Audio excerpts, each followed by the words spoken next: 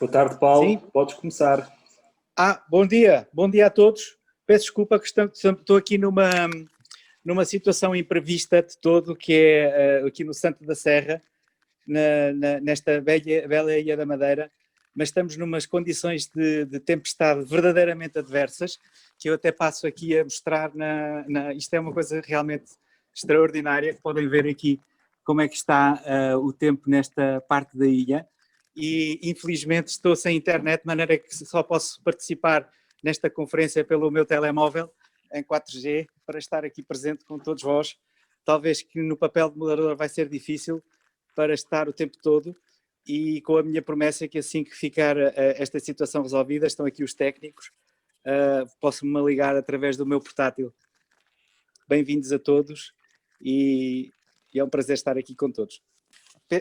Quem esteja presente na mesa, pedia para ligarem brevemente as vossas câmaras, por favor, e fazerem uma breve ronda de apresentação própria, se me ajudarem nesse sentido, agradeço. E passo primeiro a apresentar. O meu nome é Paulo Nunes de Abreu, do Fórum Hospital do Futuro. É um grande prazer estar aqui a colaborar neste congresso, infelizmente nestas circunstâncias muito adversas. Vamos ver se ao longo desta sessão ainda consigo recuperar e estar aqui ligado para o meu portátil. Eu pedi então aos participantes que se também fizessem a sua breve apresentação, cada um de vós. Boa tarde, Paulo e Alex Correia. O meu nome é João Medeiros e tenho muito gosto de estar aqui convosco neste congresso da SPEN.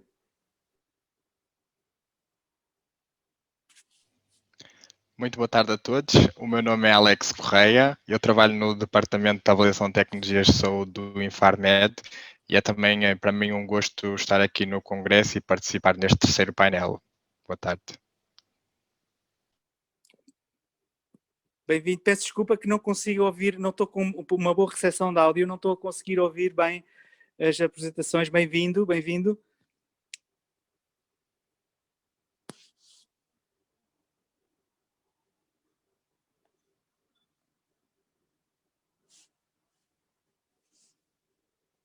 Não sei se há mais membros do painel que queiram fazer as suas apresentações agora, ou damos de imediato a palavra? Eu tenho a impressão que de momento só estamos nós. Ok, perfeito. Então avance com a sua intervenção, por favor.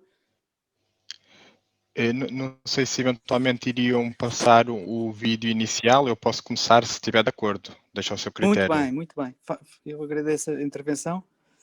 Eu, entretanto, Okay. Vou tentando aqui ver com o técnico que está a fazer as reparações, que consigo aceder através do meu portátil, mas com muito mais comodidade do que deste médio.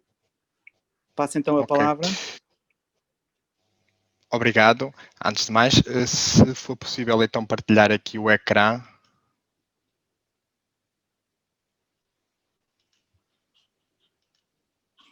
Como disse há pouco, o meu nome é Alex Correia, eu trabalho no Departamento de Avaliação de Tecnologias de Saúde do Infarmed.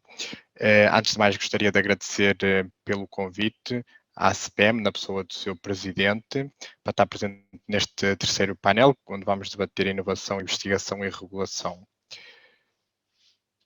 Portanto, relativamente à inovação, investigação e às questões que nos foram endereçadas, qual o futuro e como integrar o paciente no processo de investigação e resultados e quais as barreiras e como ultrapassá-las. A nossa perspectiva, portanto, é que os doentes devem ter um papel importante enquanto agentes de gerador de evidência, pois provavelmente são das pessoas que melhor conhecem com enorme detalhe a doença e têm uma perspectiva única, tanto da doença como do seu tratamento.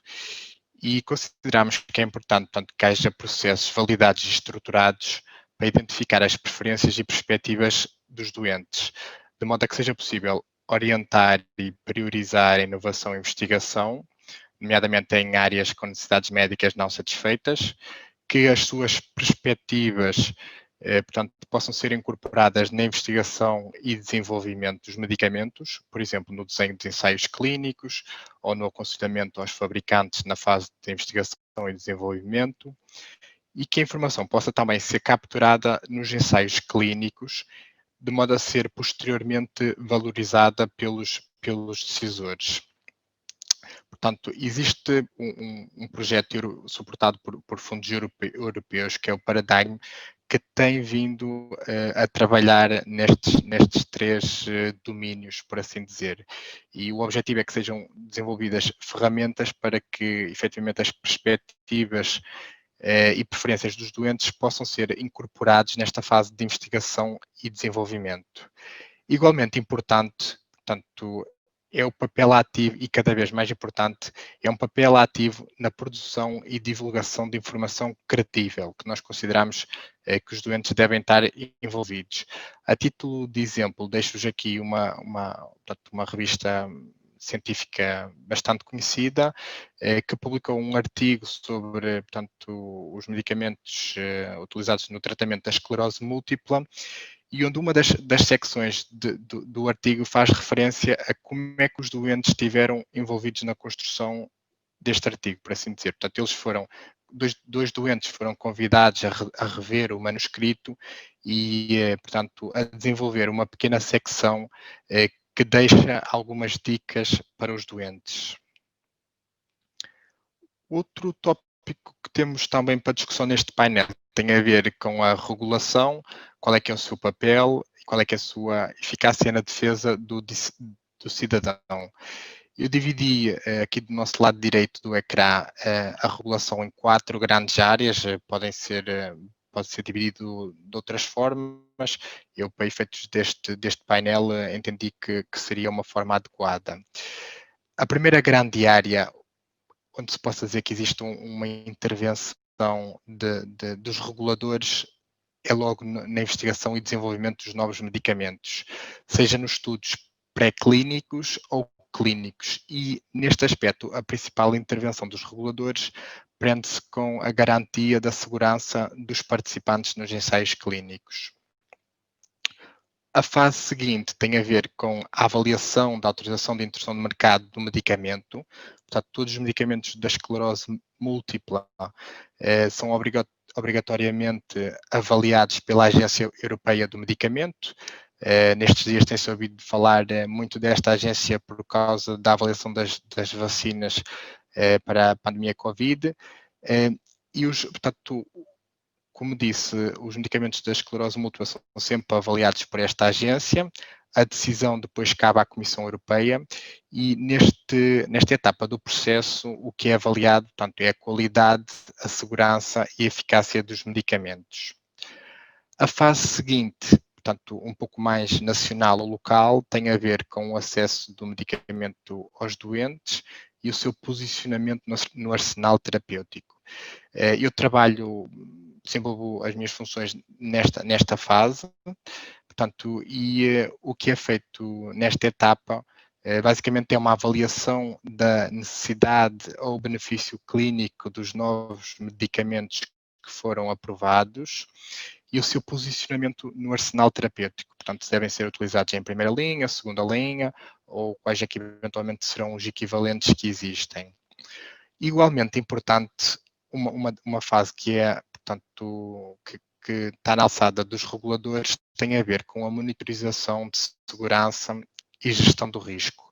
Portanto, depois dos medicamentos terem uma autorização e eventualmente serem financiados, é muito importante continuar a recolher informação, em particular no que diz respeito à segurança dos medicamentos. Existem diversas atividades de farmacovigilância, como os relatórios periódicos de segurança, os planos de gestão de risco.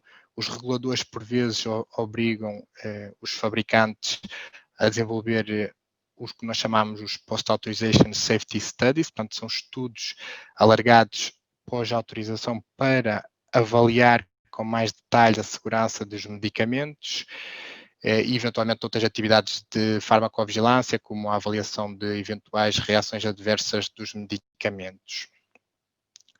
Portanto, felizmente, nas últimas 3 décadas têm sido desenvolvidos imensos medicamentos para tratamento da esclerose múltipla.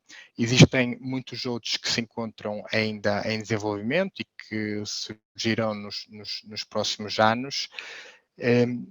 mas, portanto, é importante que os reguladores tenham atenção a estes medicamentos, e nomeadamente aos aspectos de segurança.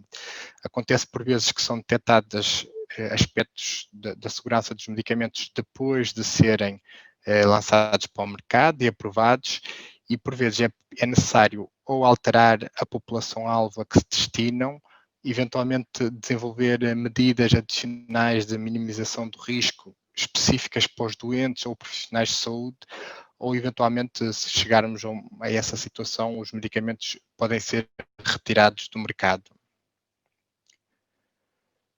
A nossa perspectiva sobre o papel do utente hoje e no futuro na regulação dos medicamentos. Portanto, nós consideramos que é muito importante que os utentes estejam cada vez mais informados e envolvidos no processo de decisão. É importante que haja processos validados e estruturados para a identificação das preferências e perspectivas dos doentes, e que os doentes sejam agentes geradores de evidência. Peço desculpa. Que os doentes sejam agentes geradores de evidência e que esta evidência depois seja utilizada tanto pelos reguladores como os decisores, seja na aprovação dos medicamentos ou no seu financiamento. E relativamente ao financiamento de medicamentos, alguns de vocês saberão, portanto, que o Infarmed desenvolveu o projeto Incluir, que visa captar quais é que são as preferências dos doentes, portanto, quais é que são as medidas que eles consideram mais importantes na avaliação dos medicamentos e qual é que seria a classificação a atribuir a estas medidas. Portanto, existe um formulário específico que foi desenvolvido, onde os doentes as associações de doentes podem enviar os seus contributos e, portanto, esta informação é depois tida em consideração na definição da proposta de avaliação.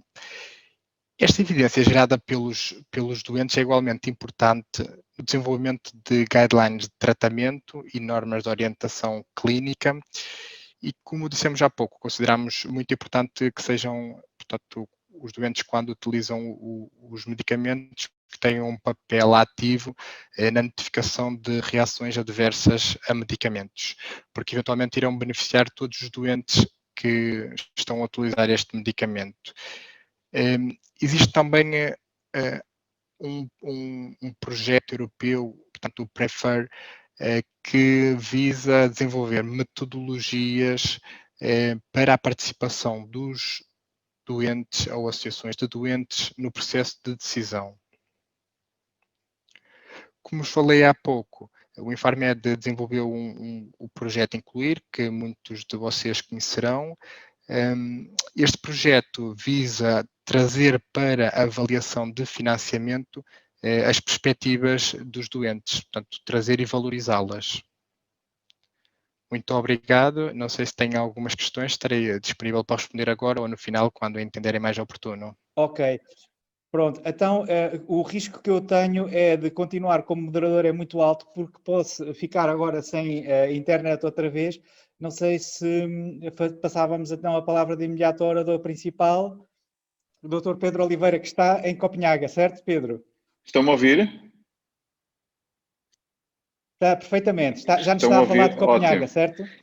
Não, eu era suposto estar a falar-vos de Copenhaga, exceto que me aconteceu esta manhã uma coisa que não me costuma acontecer, que foi que perdi o avião e, portanto, não estou, de facto, ainda em Copenhaga. Estou em Lisboa, que é um prazer estar aqui, por um lado, mas, por outro lado, eu, de facto, precisava de estar em Copenhaga. E, portanto, não era bem aquilo que estava previsto certo. Inicialmente. E, portanto, eu acho que tem a informação certa. Conseguem ver neste momento... É um prazer tê-lo aqui, professor Pedro Oliveira. Exato. Professor Pedro Oliveira é uma pessoa que não precisa de apresentações, de maneira que faça favor de passar a dar início à sua intervenção.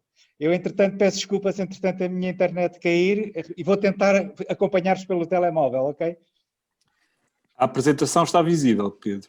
Está? Ótimo. Então, muito obrigado a todos, antes de mais.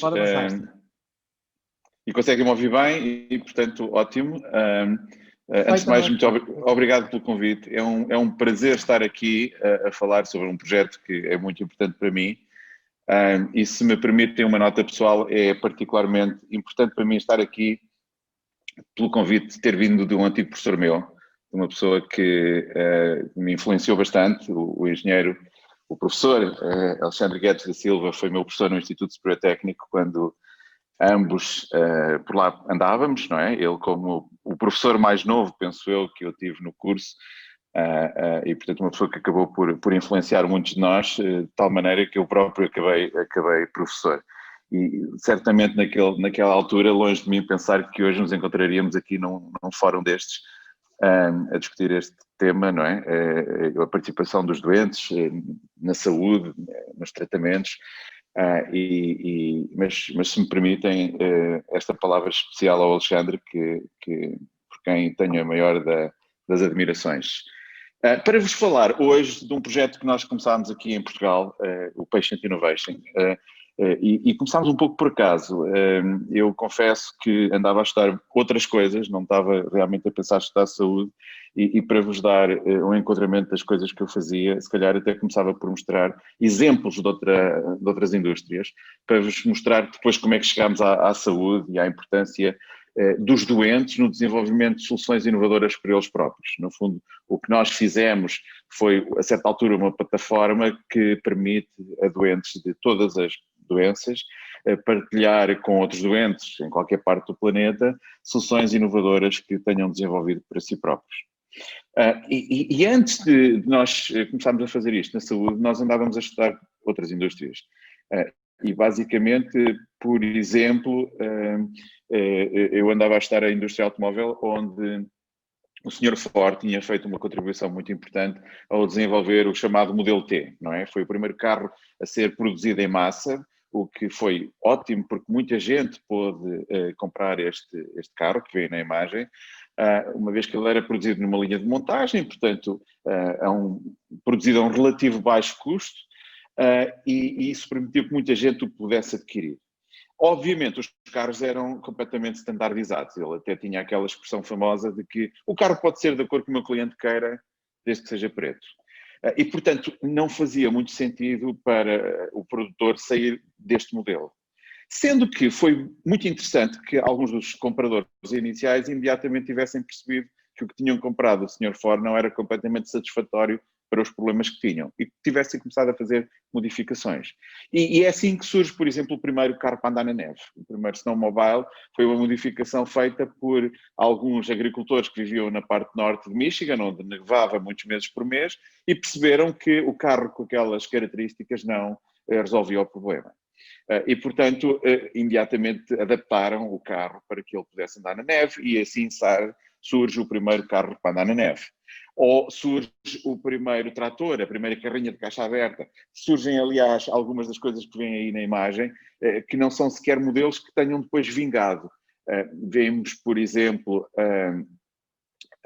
aquela modificação ali do lado esquerdo, é algo que certamente não encontramos aqui nas nossas ruas, nem sequer no interior do país, mas são modificações feitas por utilizadores. Portanto, não são os produtores dos automóveis, neste caso, que fizeram estas modificações, e é curioso porque a Ford tem um museu onde tem muitas destas modificações que foram feitas pelos utilizadores, que tem uma coleção enorme, aliás, muitas destas coisas também estão no museu online, e vem, por exemplo, ali uma capela móvel para um padre americano andar a pregar. Lá está, mais um exemplo, um produto desenvolvido por um utilizador que não terá tido muito sucesso, pelo menos nós não estamos muito habituados a ver estas capelas móveis. A certa altura até havia em Portugal muitas bibliotecas itinerantes, mas capelas talvez não. Ou ali do lado direito vemos, por exemplo, aquela maneira bastante inovadora de cortar lenha usando a energia motriz do automóvel, portanto estávamos ali a queimar gasolina para ter acesso àquela energia. Hoje, felizmente, não precisamos de fazer isto para conseguir cortar madeira, não é? Mas, na realidade, se pensarmos, existem alguns tratores que têm uma alfaia agrícola que funciona exatamente com os mesmos princípios. E, portanto, nós andávamos a estudar isto, e até para vos dar um exemplo português, a certa altura ficámos intrigados com este exemplo alentejano. Isto é uma quinta de Odmira, da Campo Sol, que é uma quinta bastante grande, um grande produtor agrícola que tem um nome que não é muito alentejano, é o Peter Knight, é um inglês que veio há muitos anos para Portugal para correr no Sporting, diga-se passagem, na altura dos irmãos Castro, e que depois ficou por cá e se tornou agricultor. E, por exemplo, aqui ele tinha o problema da monda. A monda é o que estas senhoras andam a fazer em posições bastante desconfortáveis, ao tentar ali tirar a erva daninha. Por acaso aqui até é milho, mas no meio daquele espinafre, obviamente o milho não é muito adequado e, portanto, elas precisam tirar o milho e numa posição muito desconfortável para trabalhar, sendo que aqui o Peter Knight arranjou uma solução, se calhar bastante inovadora e bastante engraçada, não é? Que é esta maneira de trabalhar, que aliás as pessoas começam logo a brincar quando veem que isto acontece no Alentejo, não é? Portanto, faz bastante sentido este método de trabalho numa região como a região alentejana. Mas qual é que é o ponto? O ponto é que isto são modificações feitas por utilizadores. Portanto, são pessoas que têm uma necessidade e acabam por desenvolver um engenho, não é? E nós até temos expressões que dizem que a necessidade é mãe de muitas invenções. E depois, quando pensamos na inovação, muitas vezes esquecemos isso. Sendo que temos muita evidência empírica que, de facto, com base e a partir de necessidades, muitos utilizadores desenvolvem soluções muito interessantes.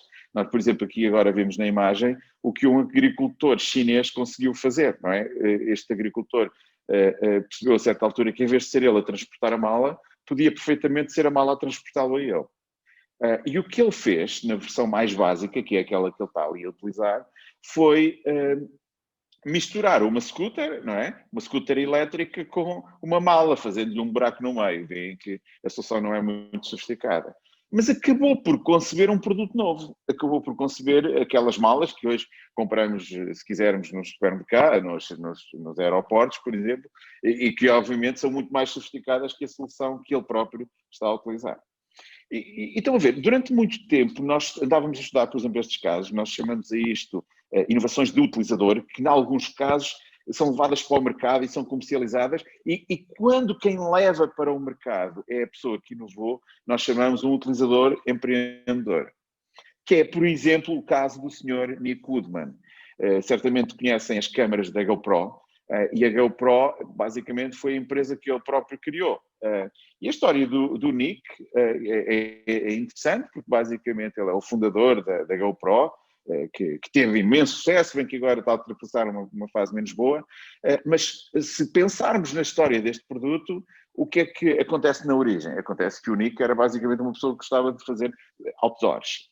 E percebeu que quando fazia os seus outdoors era interessante, por exemplo, ter a possibilidade de gravar aquilo que ele estava a ver, e para isso começou a desenvolver uma câmara que basicamente o ajudasse a gravar essas imagens.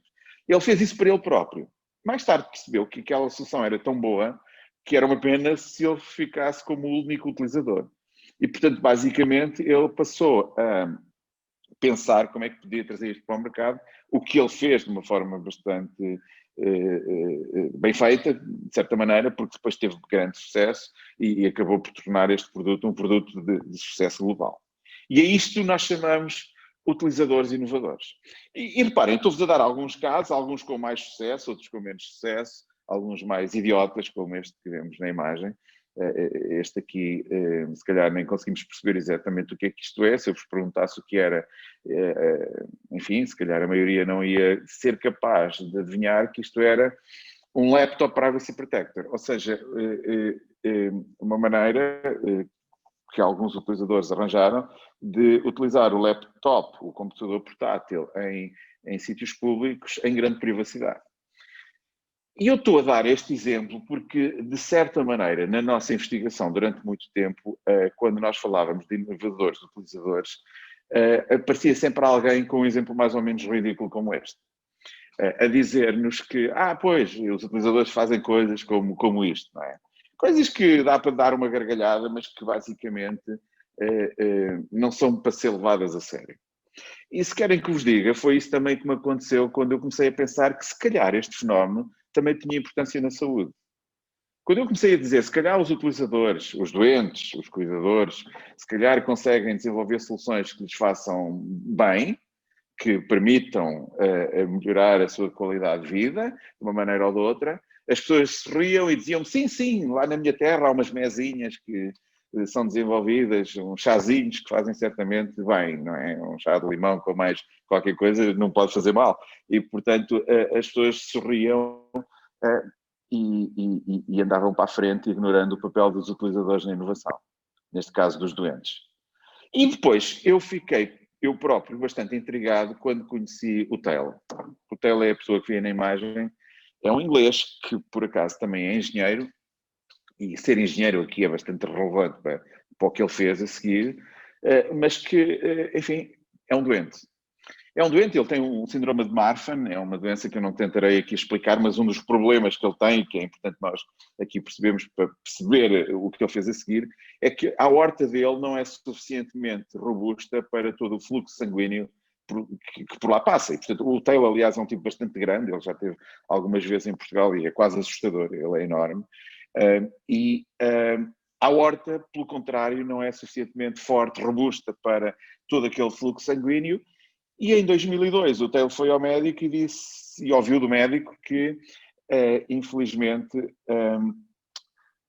o médico esperava que ele viesse a ter problemas dentro de 2 anos. O médico explicou-lhe: o que nós lamentamos que venha a acontecer é que a sua aorta vai ter uma ruptura.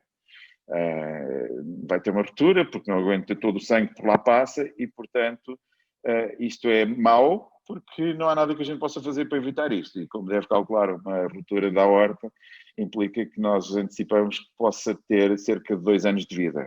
E portanto, na realidade não temos muito mais para lhe dizer, porque o que acontece nestes casos é que as pessoas andam a fazer as suas coisas e obviamente não há nada que a gente consiga antecipar aqui e portanto esperamos que, quer dizer, lamentamos, mas isto deve significar que vai viver no máximo mais 2 anos. 24 meses foi o que lhe deram. E até lhe explicaram outra coisa, que foi, para ele maximizar a esperança de vida, havia se calhar 2 coisas que ele podia fazer. Uma delas era estar sentado numa cadeira para o resto da vida. A outra era, eventualmente, deitar-se numa cama. Era entre estar sentado e estar deitado. As 2 coisas que certamente poderiam maximizar a sua esperança de vida. E o Taylor, que é uma pessoa que eu conheço bastante bem, foi para casa bastante irritado, certamente, o que aliás não era nada bom para o problema dele, a dizer muitas asneiras, porque ele efetivamente é um inglês que diz muitos palavrões, e a pensar como é que era possível que na medicina não houvesse uma solução para um problema que lhe parecia suficientemente básico, não é? Ele, por acaso, é engenheiro, mas não é preciso ser engenheiro, não é? Não é preciso ser engenheiro porque todos nós que, enfim, não somos engenheiros, sabemos que se em casa tivermos um tubo que corre o risco de ter uma ruptura, não ficamos sentados ou deitados à espera que essa ruptura aconteça. Fazemos qualquer coisa em relação a isso. Se o tubo de lava-louça, por exemplo, estiver prestes a ter uma ruptura, nós pomos qualquer coisa à volta. E eu, obviamente, sei que a aorta não é bem igual ao tubo do lava-louças, mas o Taylor começou a pensar, e se calhar ao princípio o que ele pensava mesmo era que isto não passa de um tubo que eu tenho aqui numa zona sensível do meu corpo, mas se eu começar a pensar em desenvolver um suporte aórtico, talvez convença depois o médico a pôr isto à volta da minha aorta. E a história é certamente mais complicada do que aquela que eu vos posso aqui contar num curto espaço de tempo, mas passados alguns meses o Taylor foi ter com o médico a dizer-lhe: ó, doutor, como sabe, a última vez esteve cá e disse-me que eu ia morrer. Eu não achei isso muito simpático da sua parte e eu não estava muito preparado ainda para morrer. E por isso o que eu queria era que me ajudasse.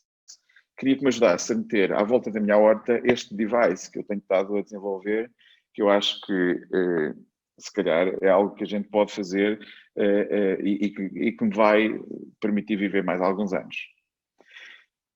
E como devem calcular, a reação do médico não foi a melhor. O médico basicamente disse: mas é maluco, não é? Quer dizer, não é assim que as coisas funcionam. E o que o Taylor, obviamente eu não estava lá, mas o que o Taylor conta é que foi realmente uma conversa bastante surreal, não é? Em que ele tentava convencer o médico a colocar-lhe uma coisa à volta da horta e o médico dizia-lhe que não, porque obviamente não é assim que as coisas funcionam, o que faz todo sentido, aliás, a reação do médico. E o Taylor replicava e dizia-lhe: espera aí, e vai-me dizer que não consegue fazer isso, porque isso é muito perigoso para mim, não é? E se correr mal, imagino que eu até posso morrer. O que, aliás, já me disse que ia acontecer. Repare, como já me disse que ia acontecer, eu estou disponível para correr esse risco. E, portanto, basicamente, long story short, ele convenceu em Londres, depois de devidamente validada esta solução, a que o médico lhe colocasse este suporte aórtico que ele desenvolveu para ele próprio. E ainda bem que o fez, porque não só ele salvou a vida dele, o Tail é uma pessoa com quem eu falo, se calhar, de 2 em 2 meses, vai-me dando updates sobre o número de suportes aórticos que já foram implementados. E, portanto, não apenas ele salvou a vida dele, mas salvou certamente a vida de cerca de 400 pessoas que receberam o mesmo suporte aórtico. Isto eram números de setembro. O que ele fez a seguir, não fez logo, fez mais tarde, mas foi proteger a propriedade intelectual daquilo que ele tinha feito para ele próprio, que tinha salvado a vida dele, e depois criou uma pequena empresa que agora comercializa estas soluções. E, portanto, é aquilo que eu estava a chamar um inovador utilizador, um doente, neste caso, não é? Um doente inovador, porque ele fez isto para ele próprio, e depois também um doente empreendedor, porque o que ele fez a seguir foi perceber que havia ali uma oportunidade de negócio, quer dizer, apesar de ser uma doença rara, ele conseguiria certamente vender alguns, e é isso que ele tentava fazer. E reparem, quando eu encontrei este caso, eu fiquei bastante intrigado, porque eu andava a fazer inovação naquilo que nós chamamos as fontes, as origens dos novos produtos e serviços na saúde, e não estava à espera de encontrar doentes que desenvolvessem soluções tão boas. E o que foi a seguir foi bastante importante aqui, porque basicamente comecei à procura de mais e começámos a fazer papers, basicamente, como alguns que mostram aqui na imagem, em que tentávamos perceber se de facto o Tail era um caso isolado. E rapidamente comecei a perceber que não era. Na realidade, é tão pouco um caso isolado que nós hoje temos 2.400 casos como os do Tail que acabei de vos contar. Destes, há cerca de 1.400 que já estão disponíveis e partilhados na nossa plataforma, em patientinnovation.com, mas basicamente é um fenómeno com muita expressão. Na realidade, fizemos, por exemplo, um estudo com doentes de doenças raras em Portugal a certa altura, onde entrevistámos 500 doentes aleatoriamente selecionados, quer dizer, na realidade o que nós fizemos foi pegar num registro de doentes com doenças raras e aleatoriamente selecionar 500 números de telefone nessa base de dados e ligar para a casa das pessoas e perguntar às pessoas se elas porventura algumas vezes tinham feito algo de inovador para os ajudar a lidar com o seu problema de saúde. E primeiro ficámos um bocado intrigados com os números, porque muita gente disse que sim. E depois nós começámos a ter que validar, não é? Ok, as pessoas dizem que sim, mas vamos aqui verificar. E pedimos na altura a uma equipa de médicos do Hospital de Santa Maria para nos ajudar a fazer esta validação. Isto está publicado num destes papers aqui e começámos a ficar intrigados porque, de acordo com os médicos, portanto, nós ligámos a 500 doentes e destes, 8%, na realidade 40 destes doentes a quem nós ligámos, na realidade tinham desenvolvido algo de inovador, que de acordo com estas equipas médicas, eram vários médicos da mesma equipa e depois havia outras, dependendo da especialidade, porque isto não era focado em nenhuma doença, eles pediam ajuda a outras pessoas. Basicamente, as pessoas diziam-nos que sim, esta solução não parece maluca, não parece despropositada, porque na realidade há muitas que os médicos imediatamente rejeitaram, mas pensando só naquelas que não, que pareciam aceitáveis e também novas, aquilo que na inovação nós chamamos new to the world, de acordo com estas pessoas que nos ajudaram, basicamente eles diziam que to the best of our knowledge, não é? Usando o nosso melhor conhecimento, nós não temos conhecimento que estas soluções existam e, portanto, são bastante inovadoras. Mas, portanto, em 500 telefonemas, 40 pessoas, 8%, tinham desenvolvido algo de bastante inovador. Qual é que era o problema? O problema é que estas pessoas depois não tinham difundido. Muitas destas soluções ficavam em casa das pessoas. As pessoas nem sabiam como difundir, não é? Não são os empreendedores típicos. Os doentes, aliás, estão preocupados em resolver o seu problema. Às vezes nem sequer pensam que estão a inovar, mas muitas vezes é surpreendente o que eles fazem. E o que nós fizemos a seguir foi tentar ver se estes doentes estariam disponíveis para partilhar estas soluções. E pensámos, não vamos fazer isto para Portugal, vamos fazer isto para o mundo. E depois começámos a pedir ajuda a associações de doentes várias, para basicamente nos ajudarem a partilhar o Patient Innovation. E o que aconteceu a seguir foi o que já vos comecei a contar, mas eu vou-vos dar mais alguns exemplos de soluções que nos apareceram, algumas delas sofisticadíssimas do ponto de vista tecnológico, outras não é? Outras mais simples, mas em muitos casos soluções com grande valor e que são muito úteis para estes doentes. Por exemplo, uma das soluções que também nos motivou muito no início, infelizmente foi uma pessoa que morreu há cerca de 1 ano e meio, mas era um doente de fibrose quística que também trouxemos a Portugal algumas vezes e foi muito importante para este projeto. É o Luiplant, que, enfim, para quem não está familiarizado com a fibrose quística, o que é normal num grupo como este, mas um dos problemas que estes doentes têm, entre outros, é que ele tem um muco que se acumula nos pulmões e que é muito agarrado às paredes do pulmões e que tem que sair cá para fora, que senão vai causar infecções e se essas infecções não forem resolvidas, pode causar a morte. Na realidade, a esperança de vida desta doença eram 5 anos. Portanto, na realidade, não havia muitos adultos com fibrose quística. E hoje a esperança de vida, felizmente, é cerca de 40 e não sei quantos anos. Houve um ganho bastante grande de esperança de vida nos últimos anos e continua a haver. E o que é particularmente irónico é que a maior parte das soluções que foram desenvolvidas para a fibrose quística que funcionam foram desenvolvidas por doentes. Doentes como ele próprio, não é? Que entretanto morreu, mas que mesmo assim viveu até aos 45 anos, se não estou enganado aqui, mas mais de 40 anos, e que, por exemplo, beneficiou muito da solução que ele próprio desenvolveu para ele e que depois também conseguiu comercializar.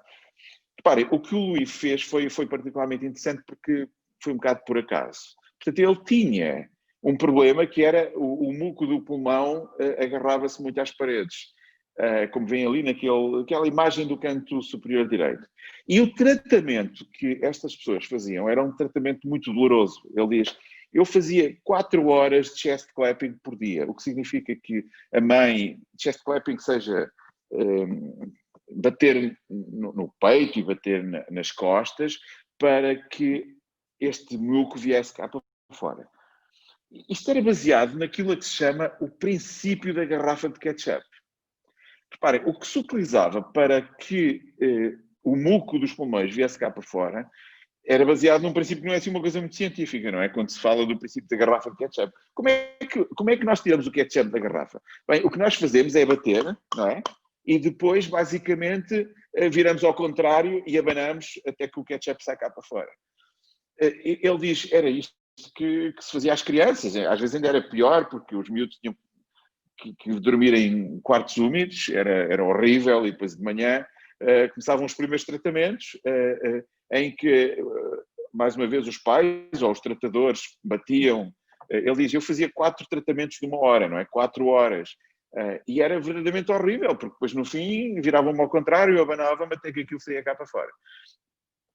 E ele diz que era muito mais horrível do que possa parecer, porque eles eram doentes, não é? E, portanto, a certa altura, por exemplo, ele diz, eu tinha imensas dores corporais, doía-me o corpo todo, tinha febre, e baterem a um miúdo que está com febre, quer dizer, é fácil perceber que causava dores horríveis. E o que lhe aconteceu um dia foi particularmente interessante, porque ele já era adulto quando foi a um concerto e basicamente o que lhe aconteceu no concerto foi bastante interessante, porque era um concerto de música clássica e ele era suposto estar em silêncio.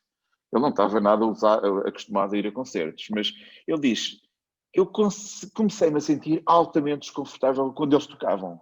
Quando os músicos tocavam, ele sentia desconforto, vibrações que ele não sentia noutras situações, e ele nem percebia porquê, e até começou a tossir durante o concerto. E ele diz, o que era particularmente interessante, se bem que desconfortável no caso dele, é que ele só tossia quando os músicos tocavam. Os músicos tocavam e ele começava a tossir. E os músicos paravam de tocar e ele parava de tossir. O que é o pior que pode acontecer, não é? Basicamente, as pessoas num concerto de música clássica são supostas a estar em silêncio. E ele só tossia quando eles tocavam.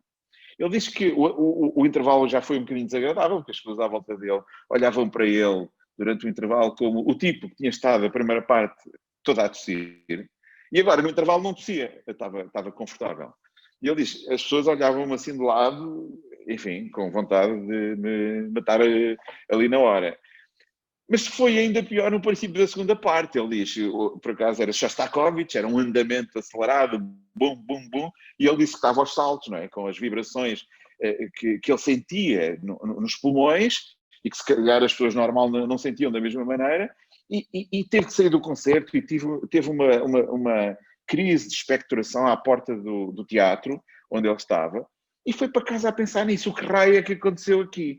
E o que ele percebeu que estava a acontecer é que ele estava sentado perto de algumas colunas poderosas, não é? Que, apesar de ser música clássica, o faziam vibrar, em particular os pulmões, que eram particularmente sensíveis no caso deste doente, de uma maneira que ele não costumava sentir. E ao vibrar, isto até causava algum desconforto, mas até era bom, não é? Porque isto era basicamente o mesmo efeito que ele conseguia com a pancada que a mãe lhe dava, e agora outros adultos lhe davam, já numa idade adulta. E ele vai para casa a pensar nisto e pensa, eu se calhar vou começar a experimentar com colunas de som. E foi para casa e começou a experimentar com colunas de som à frente dele, e resultava. E aqui até tinha a vantagem que ele podia aumentar o volume e podia escolher o tipo de música, e pum, bum, bum, pancadaria era a melhor maneira realmente de limpar os pulmões, mas até era algo que ele obviamente não gostaria de ouvir durante muitas horas. E portanto o que aconteceu a seguir foi que ele começou a pensar, será que eu consigo eliminar o som e deixar apenas as vibrações musicais? O que ele conseguiu fazer, e o que vem ali é uma versão um bocado mais sofisticada. Ele primeiro fez umas versões mais básicas, não é? Mas o que é que isto utiliza? Isto utiliza vibrações musicais para limpar os pulmões. E é uma das soluções mais populares entre estes doentes, porque lhes permite, com algum conforto. Ele, por exemplo, uma vez aqui, ele veio ao meu gabinete, em Lisboa, esteve, se calhar tivemos uma meia hora à conversa. A certa altura ele pede-me permissão para pôr uma coisa em cima do pulmão. Basicamente, se olharem para aquilo, o que ele fez foi, e mesmo em cima da roupa, meteu isto à frente do peito. E passado talvez 20 minutos, e eu durante estes 20 minutos ainda terei sentido algumas vibrações na voz, mas ele estava normalíssimo, não é? Muito mais confortável do que estar a levar pancada, como ele dizia. Se calhar 20 minutos, meia hora depois ele pediu para ir à casa de banho, porque de uma maneira que era, terá feito a expectoração e fez o tratamento de uma maneira muito mais confortável do que aquela que era comum. E isto surpreendeu-nos bastante, não é? Quer dizer, quando começámos a encontrar soluções bastante sofisticadas, e se calhar esta que estão a ver agora é uma das mais sofisticadas que encontramos, desenvolvidas por doentes. O Amit Goffer era um engenheiro também, agora estamos aqui na fase dos engenheiros, mas não temos só engenheiros, obviamente, que a certa altura teve um acidente de automóvel e ficou tetraplégico. E isso mudou, como devem calcular, toda a sua vida, não é? O que significa que ele, a partir daí, basicamente passou a sua vida a desenvolver soluções para o ajudar com a sua qualidade de vida, para melhorar a sua qualidade de vida. O que vem ali, por exemplo, é o exoesqueleto mais sofisticado que existe no mercado. E, portanto, hoje, aliás, é um brinquedo que custa $85.000, mas que é notável, não é? Porque permite que algumas das pessoas com estas tetraplegias consigam voltar a andar. E o que é bastante surpreendente aqui é que são soluções que vêm de doentes. Reparem, nunca mais parámos de encontrar, e daí as 2.400 histórias deste tipo que nós temos. Aqui, por exemplo, é a história do Michael Sears. O Michael teve até à idade dos 11 anos 25 cirurgias, foi operado 25 vezes porque ele tinha uma doença de Crohn e também teve cancro, e basicamente como resultado disso acabou ileostomizado, o que significa que lhe removeram uma parte do intestino e depois abriram-lhe um buraco na barriga por onde flui tudo aquilo que passa nos intestinos. E flui para onde? Flui para um destes sacos, não é? Um destes sacos intestinais. E qual é que é o problema? Bem, aqui há muitos problemas, como devem calcular, mas um dos problemas que ele sentia quando começou a utilizar os sacos, é que ele não tinha maneira de sentir quando é que o saco estava cheio. E ele tentava ter uma vida o mais normal possível e tinha aquele stress, não é? De saber que podia estar numa conversa e de repente se o saco enchesse, isso seria uma chatice. E, portanto, o que ele fez a seguir foi começar a pensar em soluções e acabou por conseguir encontrar um sensor que conseguiu adaptar ao saco, isto foi na primeira versão que ele fez desta solução, e depois o sensor, por Bluetooth, comunicava com o telemóvel e dizia-lhe quão cheio é que o saco estava. Nós trouxemos-lo a Lisboa há 3 anos, salvo erro, para a Web Summit, foi nesta altura em que fizemos uma grande sessão na Web Summit, em que ele foi um dos speakers, e ele, obviamente, era uma daquelas pessoas que estava sempre a olhar para o telemóvel, mas muitos de nós está, não apenas para ver as mensagens, mas também para ver qual é que era o estado do saco. Quando ele, a seguir, percebeu que existia não apenas o problema dele, mas um problema comum a mais de 5 milhões de pessoas por esse mundo fora, percebeu que havia aqui uma oportunidade de negócio e começou a tentar levar esta solução para o mercado. Vou-vos só mostrar rapidamente, ele próprio aqui a partilhar connosco.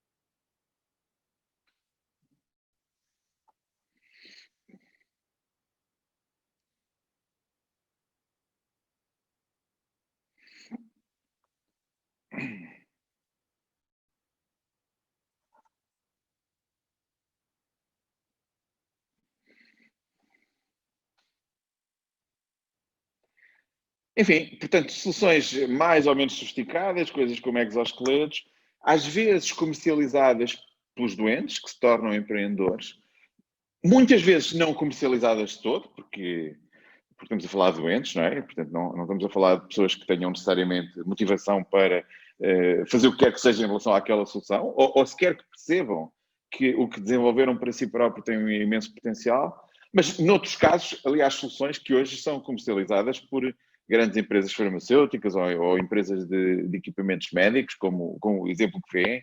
A Catherine Payton era uma senhora, era e é uma americana que a certa altura desenvolveu diabetes tipo 1 durante uma gravidez e o médico explicou-lhe a certa altura que ela ia passar a ter que fazer 2, 3, 4, 5, ninguém podia prever muito bem, injeções de insulina por dia.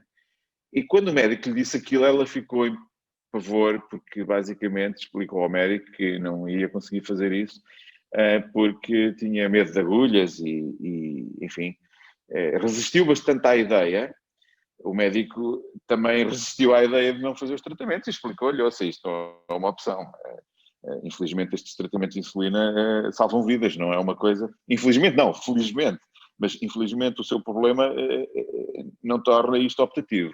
Ainda bem que a insulina existe e salva vidas, não é? Mas aqui não era uma opção fazer ou não fazer as injeções e teve que a convencer. E a Catherine pensou, em vez de eu mandar injetar 4 ou 5 vezes por dia, talvez eu consiga arranjar uma injeção mais simpática, deixando uma agulha, que se calhar nem precisa ser uma agulha das metálicas típicas, mas dentro da minha pele o tempo todo e depois ter um pórtico. E o que ela fez, resumindo a história, foi o injection port, que é o que vem na imagem, hoje já é a solução mais sofisticada da Medtronic, não é? Porque esta solução hoje é comercializada por uma grande empresa de medical devices, que é a Medtronic, e que basicamente percebeu que esta doente tinha uma solução fabulosa, se bem que talvez menos sofisticada do que aquela que eles hoje nos vendem, não é?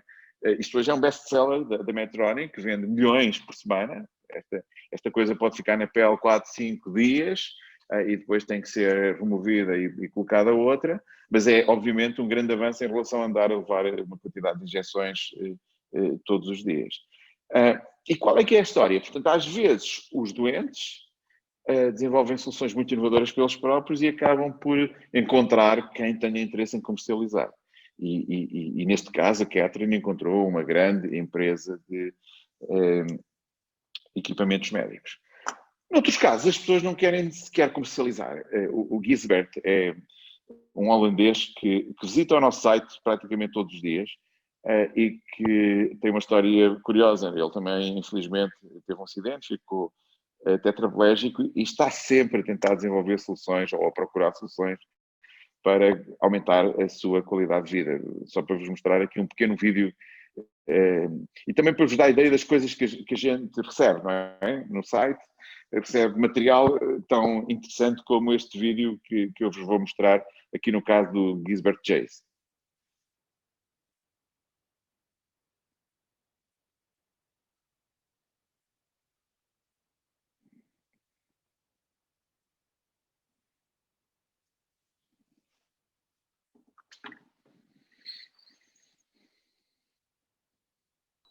Pedro, na partilha de vídeo tens que manter o teu som ligado e fazer a partilha de som do teu computador.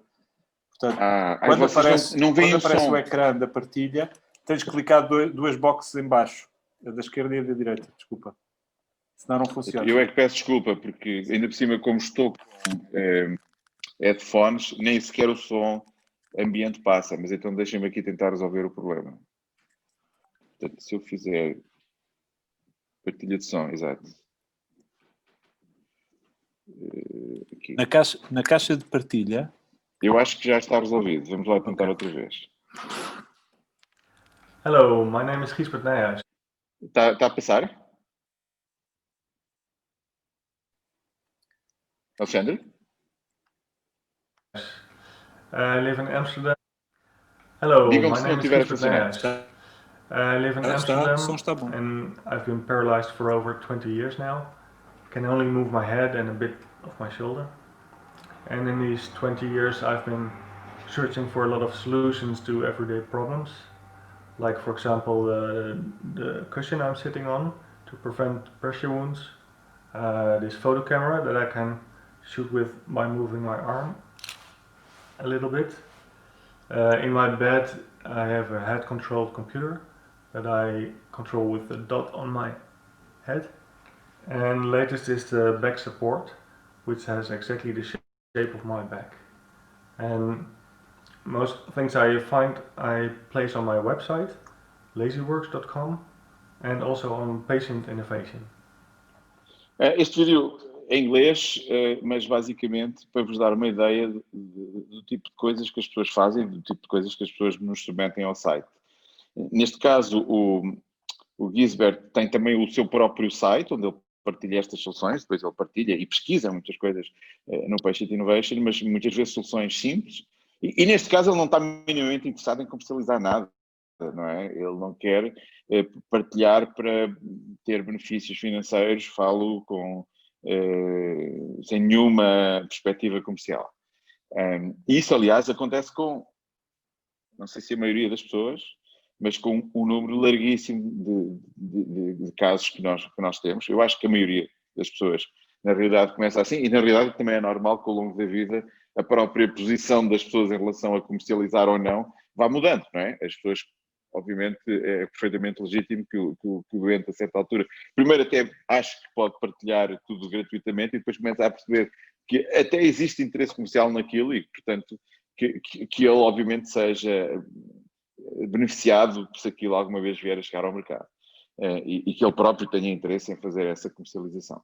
Mas neste caso aqui são partilhas gratuitas e temos muitos destes casos, ou então temos casos como este aqui, o que vocês veem na imagem agora é um exemplo que nos chega do Burkina Faso e é uma solução fabulosa para a malária. A malária, infelizmente, não tem solução, não é? O que acontece é que continua a matar quase 400 mil pessoas por ano. É um número absolutamente assustador, mas como é daquelas doenças que acontecem longe de nós não perdemos muito tempo a pensar nelas e, portanto, enfim. Neste caso, o Gerard viveu numa comunidade e vivia quando fez isto. Ele, por acaso, é refugiado, agora estava no Burkina Faso, ele é do Uganda, salvo erro, Uganda, e no Burkina Faso perdeu 3 irmãos para a malária. Ele próprio esteve doente, muito doente, mas sobreviveu e perdeu muitas outras pessoas da comunidade onde vivia e sempre quis tentar fazer qualquer coisa para resolver o problema. E um dos problemas da malária é que existe um mosquito que está ali na imagem que enfim, se infecta antes de mais e depois vai infectar outras pessoas, não é? E ao infectar a pessoa, ou dar-lhe uma picada, muitas vezes isso é uma sentença de morte. E isso não cura, mas na realidade evitar a picada do mosquito é muito importante, porque pode significar não ficar infectado. E o que muita gente utiliza, aquelas redes anti-mosquitos, etc., o que o Gerard tentava fazer era encontrar uma maneira de manter o mosquito afastado das pessoas.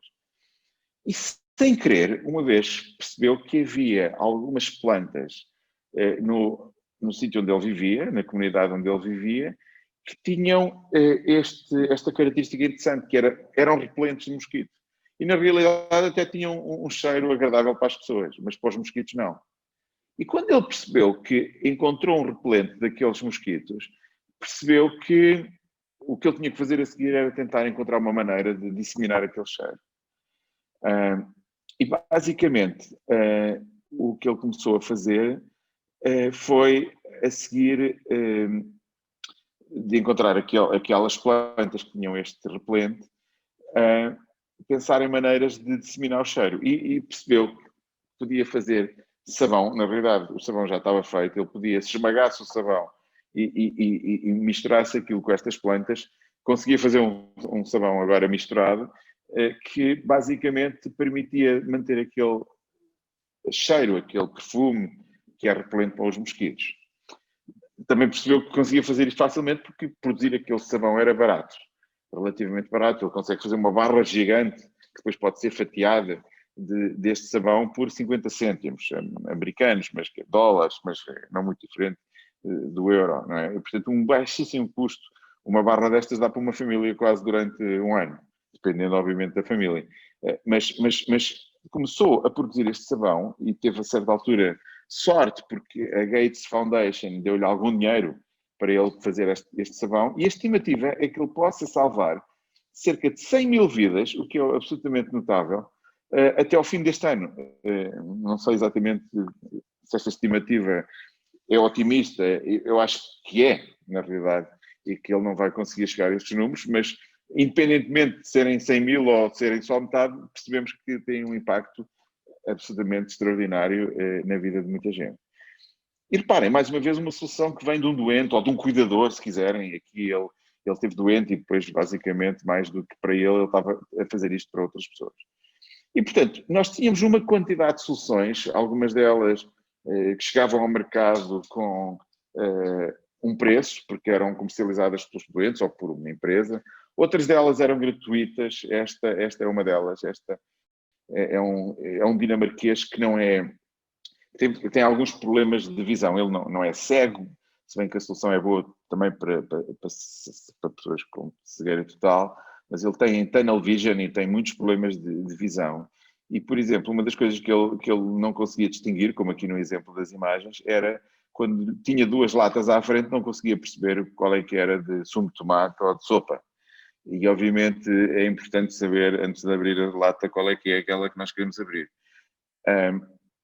E o que ele descobriu é que o telemóvel dele, como os nossos, tem uma câmara, não é? E a câmara hoje permite-nos fazer uma ligação de vídeo para qualquer pessoa, para um amigo, por exemplo, que pode funcionar como os nossos olhos. A solução chama-se Be My Eyes. Basicamente, significa o quê? Significa que se eu precisar de ajuda, posso ligar a um amigo meu, posso filmar aquilo que quero que me seja explicado, não é? Se a minha dúvida for entre duas latas que estão à minha frente, posso pedir ajuda e a pessoa ao telefone pode-me dizer: epá, é a lata da direita que tu queres abrir e não a da esquerda. Ou é outra coisa qualquer. E, portanto, ele começou a fazer estas ligações a amigos e depois começou a pensar: isto que funciona para mim também pode funcionar para outros. E em vez de andar sempre a ligar aos mesmos amigos, eu podia até arranjar um pool de voluntários que ajudasse, não a mim só, mas a outros. História resumida, isto hoje é uma solução que tem mais de 1,5 milhão de voluntários que, ao longo do tempo, ajudaram mais de 91 mil pessoas com cegueira total ou com parcial, ou problemas de visão de vária natureza, literalmente em todo o mundo, não é? Em mais de 150 países e mais de 180 línguas. Portanto, no fundo, é usar as tecnologias, neste caso, para ligar quem precisa de ajuda com quem pode ajudar. E isto é absolutamente notável, não é? Porque, mais uma vez, são soluções que vêm de doentes. Nem sempre vêm dos doentes, muitas vezes vêm de cuidadores. Pensando aqui nos cuidadores informais. Quer dizer, obviamente também há muitas soluções que vêm dos cuidadores formais, dos médicos, dos enfermeiros, mas aqui pensando nos cuidadores informais, nós também temos uma coleção que nunca mais acaba de soluções interessantes. Esta também foi particularmente importante para o nosso projeto.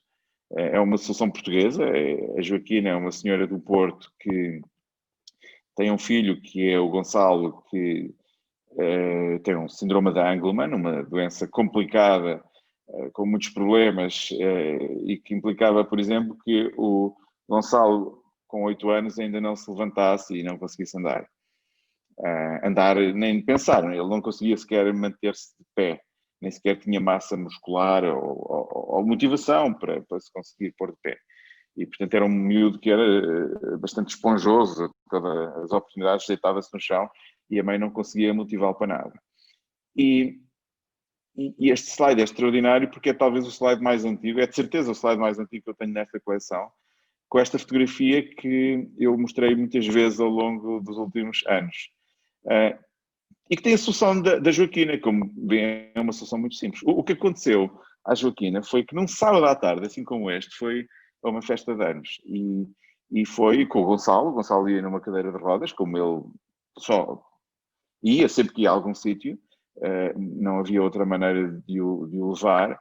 E quando chegou à festa, onde havia uma quantidade de balões pendurados não, com hélio, e que portanto tinham subido para o ar, para o teto, estavam presos no teto com um cordel, quando o Gonçalo viu estes balões, ficou todo excitado, todo interessado nos balões e começou a tentar agarrar os balões. E reparem, este também nunca tinha visto o filho interessado em nada. E quando ela viu que uns balões coloridos despertavam tanto interesse, ficou altamente entusiasmada, não é? E basicamente pensou, o que eu vou fazer é encher a minha casa de balões. E tinham estado cheios de hélio, foi às compras de balões, encheu o carro de balões, que não era muito fácil, porque eles tinham que ir cheios para casa para depois pôr, no fundo, a voar, soltá-los. Fez isso, encheu o carro de balões, foi uma alegria desde logo, mas teve que ir buscar um carro maior para trazer mais balões. Chegou a casa, espalhou balões pela casa toda e soltou, salvo seja, o filho à descoberta dos balões. E, pegando surpresa dela, o Gonçalo primeiro andava ali cansadíssimo a tentar agarrar os balões todos, coisa que ela nunca tinha visto. Fazendo uma longa história mais curta, algum tempo depois o Gonçalo conseguia se pôr de pé e andar. O que foi uma conquista absolutamente impressionante para esta mãe, como devem calcular. Uma mãe que tinha tentado tudo e mais alguma coisa para que o filho pudesse fazer aquilo que as crianças normais faziam e, de repente, isto funcionava. E este slide é antigo e eu apresentei muitas vezes em sessões para associações de doentes e fiquei muitas vezes impressionado com o que aconteceu a seguir, que foi pessoas que me escreviam e eu não tinha sequer a plataforma que temos hoje, a dizer obrigado por partilhar a solução, porque na realidade eu conheço alguém ou tenho um filho que tem uma doença que é esta ou é parecida e funciona. E eu ficava a pensar, como é que é possível, não é? Que eu, ao partilhar um slide, as pessoas me venham dizer que isto ajuda. Tem que haver um mecanismo qualquer para partilhar estas soluções, que não seja as pessoas verem o meu slide, porque, quer dizer, por mais popular que o slide seja, vai ser sempre um número muito reduzido de pessoas que vai ver o slide. Quer dizer, em Portugal, eu nem imaginam a quantidade de pessoas, ainda por cima, eu digo quantidade, tratando-se de uma doença rara, não é? Mas mesmo assim a quantidade de pessoas que me contactaram a dizer que obrigado por partilhar porque isto ajudou. Pedro, sim. abreviares. Está bem, peço desculpa. Dás-me mais quanto tempo? Que eu realmente... 2 minutos. 2 minutos. Ok. E, portanto, basicamente, muitas destas soluções são claramente de doentes que se tornaram inovadores. Nós depois ainda temos outra categoria, que é a categoria dos dos chamados colaboradores, que não são necessariamente pessoas que são da família. E é isso que a gente tem andado a fazer. Seja, só para ter uma ideia, nós hoje temos um site que tem cerca de 1,2 milhões de visitas por ano. Temos uma comunidade mais ou menos de visitantes frequentes de 100 mil doentes. 100 mil, não sabemos se são todos doentes, porque na realidade há muitos médicos, há muitas pessoas de empresas que passam muito tempo também a investigar o nosso site.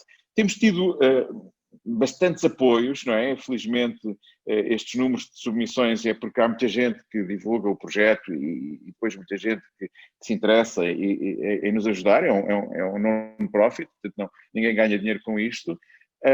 Temos uma equipa da qual temos o maior orgulho. Nós hoje, para além de uma equipa que já é bastante internacional e que tem uma médica, que é a líder médica, que é a professora Helena Canhão, depois temos um advisory board que tem pessoas bastante notáveis, tem vários prémios Nobel no nosso advisory board. Hoje começámos a fazer, ou melhor, recentemente começámos a fazer bootcamps para ajudar os doentes a desenvolver as suas ideias e a levá-las para o mercado. Algo que eventualmente poderei falar se tivermos tempo depois no debate. Felizmente tivemos muita sorte porque começámos a receber alguns prémios e temos vindo a colecionar alguns prémios ao longo do tempo. Se calhar o mais relevante de nós foi quando o Sr. Ban Ki-moon decidiu deixar as Nações Unidas. Decidiu deixar, não, acabou o mandato dele e decidiu premiar 5 projetos de todo o mundo que estavam a contribuir para os chamados Objetivos para o Desenvolvimento Sustentável. E nos decidiu premiar, e eu confesso que na altura até me custou a acreditar que isto não estava a acontecer, mas realmente fomos a Nova Iorque receber um prémio do Sr. Ban Ki-moon, do Secretário-Geral das Nações Unidas, o que foi algo que foi muito importante para o projeto, como devem calcular, ajudou a ter bastante visibilidade global. E ainda hoje é difícil de acreditar. Eu na altura trabalhava na Universidade Católica e a nossa secretária na Universidade Católica era uma pessoa que às vezes baralhava os nomes, ou seja, se me ligasse o Alexandre, ela dizia-me que me ligou o Carlos, e eu estava habituado a estas confusões e talvez por isso quando ela me diz que tenho para si uma chamada das Nações Unidas, eu sorri e pensava, e eu tentava sempre adivinhar quem é que podia estar do outro lado da chamada. Quando ela disse Nações Unidas eu pensei, isto deve ser do Parque das Nações. Mas não, era mesmo das Nações Unidas e era mesmo a sério. E felizmente este prémio ajudou-nos, como nos ajudaram muitos outros prémios que temos vindo a receber. Ainda agora houve esta sessão do Planeteers em Portugal e ganhámos também o prémio da Planeteers, também outra iniciativa das Nações Unidas, que foi bastante importante para nós. E foi muito importante para nós alguns apoios que temos recebido. Eu falei-vos que nós temos vários prémios Nobel. Uma das pessoas que mais, penso eu, contribuiu para a projeção internacional do projeto foi uma pessoa que eu conheci numa conferência que dei na Alemanha, a certa altura, em que eu sabia que estava a falar para profissionais de saúde, médicos, se calhar alguns cientistas, mas não sabia quem eles eram. E no fim houve uma pessoa que veio falar comigo e que me disse que tinha gostado muito da minha palestra. E disse-me até a seguir algumas coisas que eu não gostei particularmente de ouvir. Ele disse-me, você fez uma apresentação muito gira, mas também deixou claro que não sabe muito de medicina. Ele não terá dito assim com estas palavras, mas era isso que ele queria dizer. E a seguir disse que eu, se calhar, podia ajudá-lo. Ele tinha razão, porque eu não sou médico e portanto, não tenho sequer a pretensão de saber muito de medicina. O que me interessa é a parte da inovação. Mas quando ele começou a dizer que eu gostava de o ajudar e até gostava de trazer outros amigos para o ajudar, eu, sinceramente, acho que perdi interesse na conversa e comecei a ficar desconfiado que ele, se calhar, estava desempregado e que andava à procura de um projeto empresarial novo, mas eu não tinha nenhum recurso para o empregar, não é? Isto era um projeto académico, sem qualquer budget, não havia nenhum dinheiro, a não ser a carolice de algumas pessoas que andavam aqui a tentar montar uma plataforma. E eu acho que ele percebeu que eu fiquei um bocado desinteressado na conversa e a certa altura ele disse-me, olha, você agora está com a sua cabeça noutro sítio, mas se quiser tente-me contactar, se achar que eu posso ajudar. E eu nunca me cheguei a apresentar, mas o meu nome é Richard Roberts e eu ganhei o Prémio Nobel de Medicina.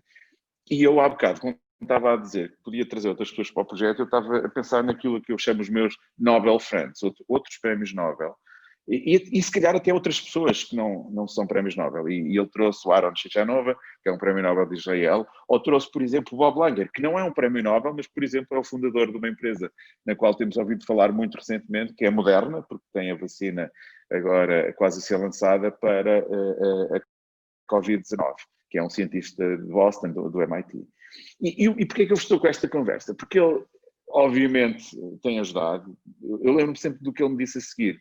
Porque ele disse assim, uau, você agora, quando ouviu que eu era prémio Nobel, prestou atenção. Mas deixe-me dizer-lhe uma coisa, que é, a razão pela qual eu percebo bem este projeto não é porque eu sou um cientista, não é porque eu ganhei uma medalha, que por acaso recomendo a todas as pessoas que tentem ganhar, que é o prémio Nobel, não é? É uma medalha simpática para ter em casa. Mas a razão pela qual eu percebi perfeitamente este projeto e o potencial deste projeto é diferente. Sabe, é que há uns anos atrás, o meu filho teve um acidente de automóvel e ficou tetraplégico. Ele hoje é um adulto, mas durante os 20 anos que se seguiram, que foram os 20 anos até ao dia de hoje, eu sei que algumas das contribuições mais importantes que eu dei para a minha qualidade de vida, não é? Para melhorar a minha vida, a vida da minha família e certamente a vida do meu filho, não foram porque eu sou um cientista, foram porque eu sou pai, não é? E porque nós lá em casa, todos os dias, tentamos fazer qualquer coisa para melhorar aquela situação. E é por isso que eu percebo, não é por ser cientista, mas por ser pai. E esta história, obviamente, tocou-me muito e hoje, penso eu, tenho que agradecer a muita gente, incluindo a ele, que nos continua a ajudar. E também a vocês que nos ouvem. E, portanto, a minha última mensagem era pedir a vossa colaboração para nos ajudar a divulgar este projeto, que, ao fazê-lo, no fundo, não estão a contribuir para mais do que ter impacto na vida de outras pessoas que possam beneficiar de algumas das 2.400 soluções que estão neste momento partilhadas no site e que foram, em todos os casos, envolvidas por doentes, ou por cuidadores informais, ou por aquilo que nós chamamos de colaboradores, mas que são sempre soluções que são feitas sem objetivo comercial, numa fase inicial, pelo menos. Muito obrigado. E peço desculpa porque, pelos vistos, estava a gerir mal o tempo, pensava que tinha um bocadinho mais de tempo. Muito obrigado. Não, foi uma excelente intervenção, realmente que seguramente vai fazer história aqui no Congresso da SPAM. Eu não sei se me estão a ouvir bem, porque estou com umas condições de imagem e vídeo muito, muito remotas. Não sei se me conseguem ver ou ouvir. Conseguimos, sim. Penso que sim. Eu, pelo menos, consigo ouvir bastante bem. Sim, sim. Perfeito. Então, eu pedia... Muito bem. Então, eu pedia aos nossos comentadores que, por favor, ligassem também as vossas câmaras, respectivamente, se puderem, e fazermos aqui agora uma pequena ronda de intervenções em relação a uns comentários a esta apresentação e depois abriríamos as questões a quem está a assistir aqui na sala Zoom também. E vamos tentar vencer estas dificuldades tecnológicas, entre todos. Quem é que quer fazer uma primeira intervenção? Talvez a professora Ana. Bem, muito boa tarde a todos e eu começo por pedir desculpa de ter aqui um atraso, mas de facto por questões pessoais não consegui aqui estar na hora. Mas mais importante do que isso é, de facto, agradecer a oportunidade de aqui estar e de colaborar com esta iniciativa, porque exatamente, se calhar pegando um bocadinho nas palavras do Pedro Oliveira, eu acho que aqui há uma questão que é muitas vezes, eu diria, esquecida, no sentido, nós estamos sempre a falar no doente como o centro dos cuidados de saúde, mas a questão do centro, quem lá está no centro, a seta que está sempre à volta e as setas dos players das instituições, dos cuidadores, dos médicos, de sociedade, está centrada naquele doente, mas o doente, na realidade, deve ter mesmo um papel ativo. Em primeiro porque eu acho que de uma maneira diferente, obviamente, do que é o conhecimento da doença para os médicos que tratam os doentes, seguramente quem melhor conhece a doença, de facto os doentes muitas vezes dizem isto, são os doentes. E isto no sentido de quê? No sentido de quais são os problemas que eles têm. E realmente é assim, nós conseguimos inovar nos ensaios clínicos, na investigação que fazemos, conseguimos modificar parâmetros que sabemos que são importantes para que a doença se desenvolva, e eu estou no caso da esclerose múltipla, nós sabemos que temos neste momento um grande conjunto de medicamentos que permitem diminuir as lesões, diminuir os surtos, alguns interferem na incapacidade, mas sabemos que os problemas dos doentes não são resolvidos, todos seguramente não são, com esses medicamentos, e sobretudo há muitos problemas nesta própria inovação que é dada pelos ensaios clínicos e pelas novas moléculas são esquecidos. E portanto eu acho que há cada vez mais esta noção e mesmo na área dos ensaios clínicos, os chamados Patient Outcome Reports, portanto aquilo que o doente de facto sente começa a ser uma exigência das próprias agências farmacêuticas, dizendo o fármaco serve para quê relativamente ao doente, ou seja, se o doente o vê como de facto uma mais-valia, uma melhoria da sua vida. E portanto os doentes identificam os problemas muito bem. E seguramente os doentes, os cuidadores e a família e os amigos, como nós percebemos aqui por tudo o que ouvimos há bocadinho, é fundamental que integremos digamos assim, estes players, esta iniciativa é muito importante para que nós consigamos melhorar a qualidade de vida dos doentes, resolver-lhes de facto os problemas que interferem na sua vida, porque é uma doença crónica e, portanto, mas as capacidades, todos nós também vamos perdendo capacidades na vida, mesmo sem doença, não é? E temos que ir adaptando a nossa vida. E no fundo aqui, esta questão da inovação, há bocadinho que mostrou de alguns aspectos, é de facto ir resolver problemas que são problemas da vida diária, que são fundamentais para melhorar a qualidade de vida dos doentes. Eu acho que é assim, nós temos que no fundo, para tratar o doente, ir de encontro às necessidades do doente, às necessidades dos cuidadores e da sociedade em geral. E não podemos excluir ninguém desta iniciativa. Acho que é fundamental fazer o que se chama também literacia para a saúde, no sentido, porque se nós aumentarmos de facto o conhecimento que as pessoas, a população em geral tem para as doenças, não só os cuidadores dos doentes e não só a família dos doentes, seguramente que conseguimos ir mais longe. E nós percebemos isto mesmo nesta pandemia deste ano, não é? Em que houve um conjunto de desafios que se colocaram e que nós nunca imaginamos que iam ser colocados, e eu penso que os nossos doentes conseguiram, apesar de tudo, apesar das dificuldades, conseguiram nos ajudar, deixem-me dizer assim,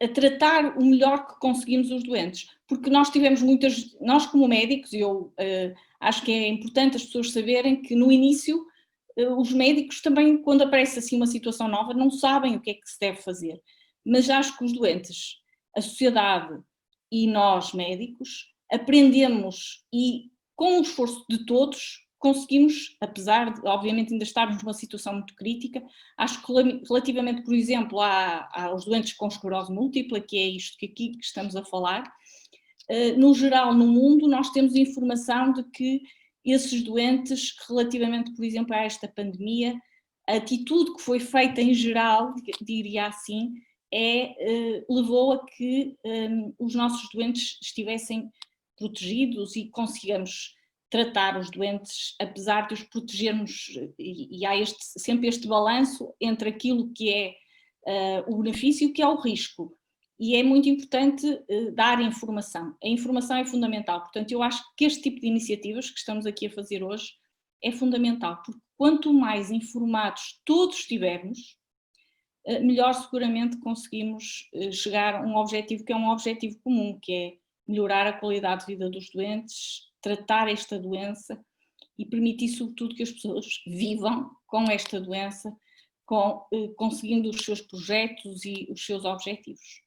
E era isto que eu tinha para vos dizer, não tinha muito mais. Eu acho que este dia e o dia de ontem, pronto, são dias que os doentes estas iniciativas são iniciativas dos doentes para nós, clínicos, para a sociedade em geral e que são fundamentais para avançar.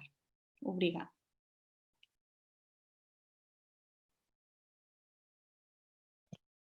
Muito obrigada, professora Ana Silva, pela sua intervenção. Eu pedi aqui aos restantes comentadores também um comentário a esta excelente apresentação do professor Pedro Oliveira, que de facto deixou aqui uma marca histórica neste congresso. Paulo, não sei se posso ser eu. Faz favor. Bom, boa tarde a todos. Agradecer o convite de estar aqui presente convosco. É um painel, de facto, que me diz muito, e diz-me muito na qualidade de doente com esclerose múltipla desde 2011. Ouvir o professor Pedro é um gosto, porque eu tive já o privilégio de carregar a minha solução, que irei falar um pouco aqui na minha intervenção, na plataforma do Patient Innovation. Na altura recebi um convite em março de 2018 para integrar um painel no eHealth Summit, na altura com moderação da doutora Sofia Couto da Rocha. Portanto, é uma plataforma que eu estou bastante familiarizado, porque na altura vi que era uma plataforma que me poderia potenciar a minha solução. Dizer-vos que ouvir o professor e ver que desde 2018 até agora já houve uma evolução enorme, mas também, pronto, o que já foi exposto e queria parabenizá-lo pelo seu projeto no âmbito do Patient Innovation. Considerar-me um paciente inovador, não sou, porque não sou uma pessoa que gosto de vangloriar de uma solução que, ao princípio, foi para mim.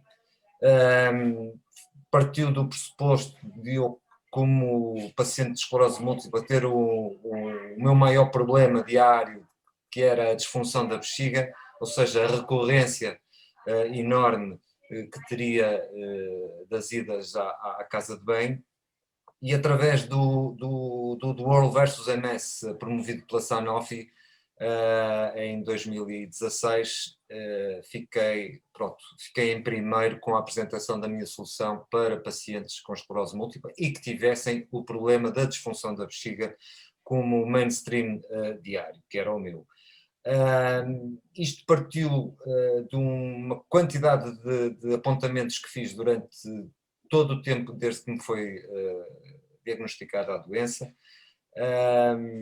e posso-vos dizer que tenho quase 7 notebooks de apontamentos, desde o que é que eu comia, o que é que eu bebia, as idas à casa de banho, os efeitos que me levariam à casa de banho, e decidi transpô-la através desta facilidade que a inteligência artificial nos dá, de estabelecer uma plataforma ou uma ferramenta que me desse uma previsibilidade dos meus momentos críticos. O que é que isto iria potenciar o meu dia-a-dia? Iria potenciar que eu iria poder sair da minha zona de conforto sem qualquer problema nenhum, continuar com uma vida social perfeitamente normal. Porquê? Porque o aplicativo irá me informar com 30 minutos de antecedência do meu momento crítico. Isto, logicamente, só funciona com a introdução de dados comportamentais referentes ao utilizador. Se não fizermos essa inserção de dados, o aplicativo não consegue fazer essa monitorização. Mas, de qualquer das formas, foi uma forma que eu arranjei, concorri e ganhei uma bolsa para o desenvolvimento deste projeto. Eu poderia-vos dar aqui uma apresentação muito breve através da partilha. Neste momento, qual é a fase em que estamos? Estamos numa fase de testar e voltar a testar, e é uma palavra que agora está na berra, testar. Porquê? Porque tive imenso tempo a testar na plataforma Android e neste momento estamos a testar em iOS. Eu conto ter isto num breve espaço de tempo, ou seja, estamos a falar já numa fase mesmo final, daqui a uma semana e meia, está disponível tanto no na parte do iOS como em Android, que já está. Estamos a afinar servidores, porque os servidores que tínhamos eram servidores de teste, e neste momento já estamos com um convite da Amazon que estará bastante interessada em nos, vá lá, arranjar um meio de nos patrocinar a parte que diz respeito aos servidores.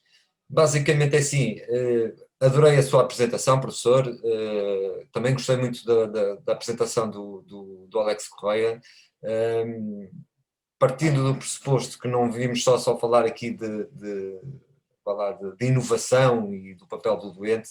Eu penso que a doutora Ana Silva também teve aqui uma intervenção que me diz bastante dessa junção do doente com o médico, onde o médico tem um papel importantíssimo no empoderamento do próprio doente, a abertura que o médico tem para com o doente vem dar uma nota completamente diferente àquele processo antigo que tínhamos. Eu até poderia falar aqui de Fernando Namora, quem não leu o célebre livro dos retalhos da vida do médico, onde ele se debatia com o facto daquela comunidade de pacientes não confiar no médico, e nós hoje em dia temos todas as razões para confiar no médico, não só porque já não estamos com base nos charlatões, nem nas mesinhas, nem nada, mas dizer que o paciente e médico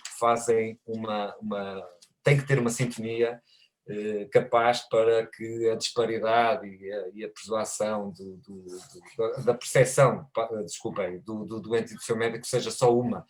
E eu tenho essa felicidade do meu neurologista me ter dado essa abertura e de eu a ter agarrado. Mas também não posso deixar de dizer que, para além da potenciação da adesão aos fármacos, eu não me posso esquecer do papel dos enfermeiros, que também são profissionais que estão sempre na linha da frente, conjuntamente com os médicos. E a família. Termos essa base que nos permite termos cuidadores informais, eles nunca tiveram formação, mas aprendem com o dia-a-dia no convívio com o doente.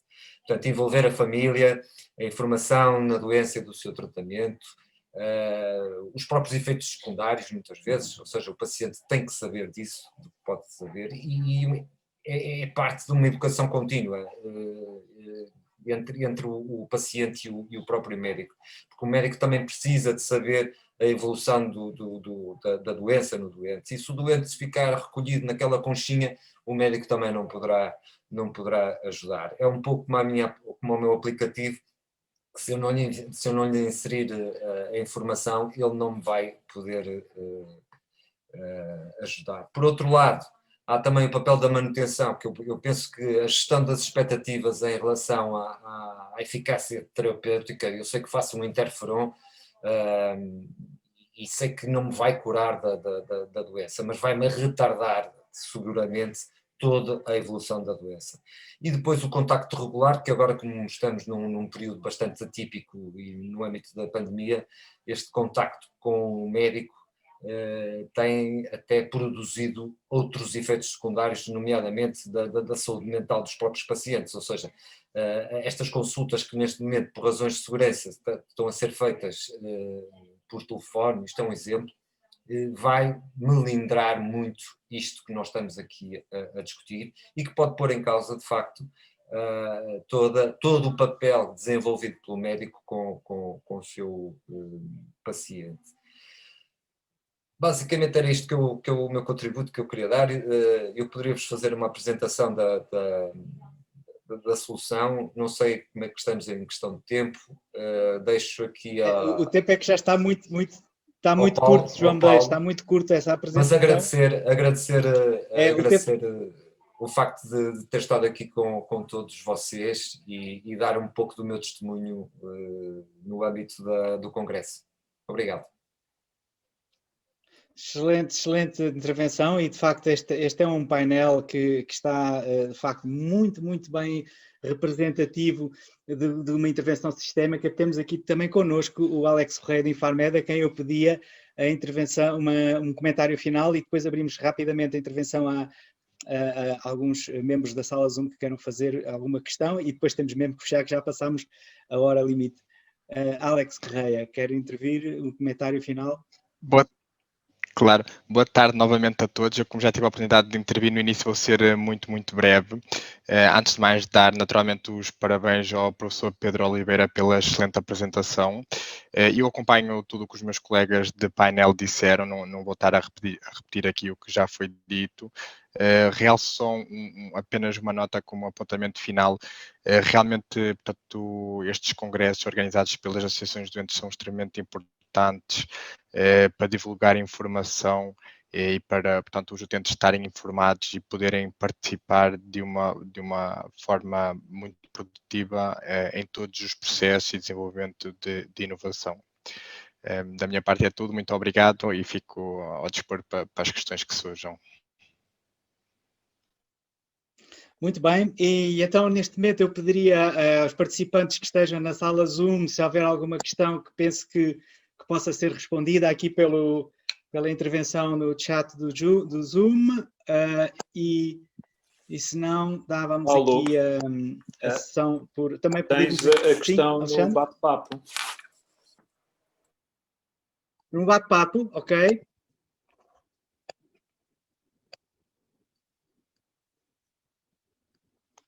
Temos aqui uma questão no bate-papo, muito obrigada. A questão que se coloca é, no Patient Innovation só conseguimos partilhar soluções inovadoras? Ou, caso tenhamos uma necessidade específica e não estamos a conseguir encontrar solução, é possível a plataforma ajudar-nos nesse processo? E esta questão será dirigida ao professor Pedro Oliveira. Obrigado pelos vários comentários. É uma questão da Mara Dias. Sim, obrigado por vários comentários. Se me permitem, eu dava só uma palavra especial ao João Medeiros, que eu acabei de descobrir que, afinal, é um dos nossos utilizadores. E só para fazer um comentário, ele carregou a solução, significa que foi aprovada pela equipa médica. E ele disse uma coisa interessante, que é, ele acha que não é muito inovador, e eu aí, se calhar, tenho que discordar dele, não é? Porque, basicamente, o ponto... Isso é comum, essa atitude das pessoas que acham que não são muito inovadoras, e vamos lá ver, nem toda a gente é muito inovadora, mas o que é surpreendente é que, como muita gente que não se acha toda inovadora, foi de facto gente que depois a seguir desenvolveu soluções fabulosas, e quando eu digo fabulosas, eu posso dizer, quer dizer, aqui o mérito não tem nada a ver com o Patient Innovation, e portanto estou perfeitamente à vontade para dizer que muitas das soluções que nós hoje temos na plataforma, que foram desenvolvidas por médicos, por doentes, estão a ganhar prémios internacionais. O prémio Horizonte, aliás, €1 milhão, um prémio bastante simpático, este ano foi ganho por uma dinamarquesa, que neste caso, por acaso, não é doente, mas é cuidadora, desenvolveu uma solução para o pai, que tem Parkinson, para aquilo que se chama Freezing of Gait. Esta semana passada, o prémio do EITH, do EIT Health, que concorreram mais de 250 projetos, foi ganho por um doente espanhol, e portanto isto para dizer o quê? Um doente, neste caso, com problemas de visão, e que tem uma solução que são os óculos digitais, em que ele próprio tem vindo a trabalhar, ele